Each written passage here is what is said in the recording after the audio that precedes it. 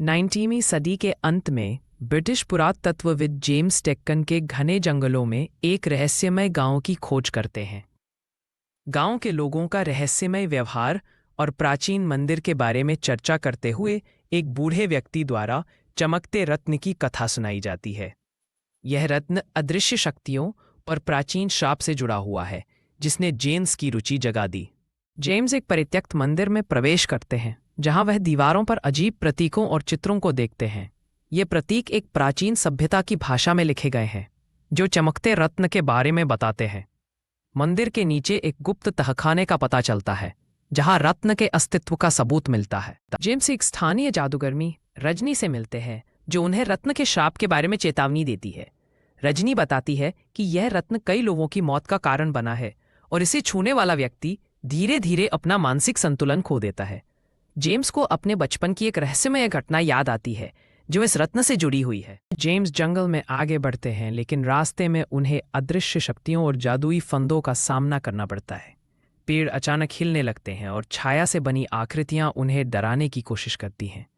रजनी अपने ताबीज की मदद से जेम्स को बचाती है और उसके साथ चलने का फैसला करती है। जेम्स और रजनी एक भूमिगत गुफा में प्रवेश करते हैं, जहां एक प्राचीन सभ्यता के अवशेष मिलते हैं। दीवारों पर सोने की परत चढ़ी हुई पेंटिंग्स और विशाल मूर्तियां देखने को मिलती है। यहाँ वे प्राचीन मानचित्र ढूंढते हैं, जो रत्न के स्थान की ओर इशारा करता है। जेम्स और रजनी अंततः रत्न को ढूंढ लेते हैं, जो एक नीली चमक के साथ जगमगा रहा है। जैसे ही जेम्स इसे छूता है, उसकी आंखों का रंग धीरे धीरे बदलने लगता है और वह अजीब तरह से व्यवहार करने लगता है।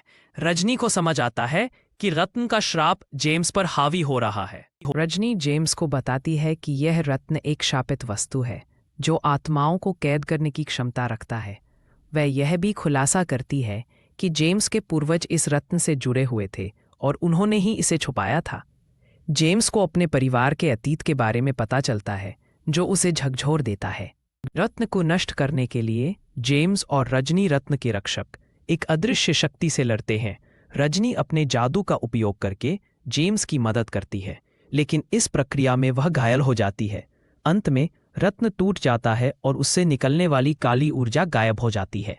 रजनी की मृत्यु के बाद जेम्स उसकी समाधि के सामने खड़ा होकर पश्चाताप करता है। गांव वाले उसे धन्यवाद देते हैं, क्योंकि रत्न के टूटने से गांव पर से श्राप हट गया है। जेम्स अपनी यात्रा समाप्त करके इंग्लैंड वापस लौटता है, लेकिन उसका दिल इस रहस्यमय भूमि में ही रह जाता है। जेम्स की डायरी में लिखा गया अंतिम संदेश दिखाई देता है, जिसमें वह इस अनुभव को अपनी जिंदगी का सबसे रहस्यमय और शिक्षाप्रद अध्याय बताता है। वह लिखता है कि कभी कभी सच्चाई कल्पना से भी अधिक अद्भुत होती है और मानवता को अभी भी बहुत कुछ सीखना बाकी है।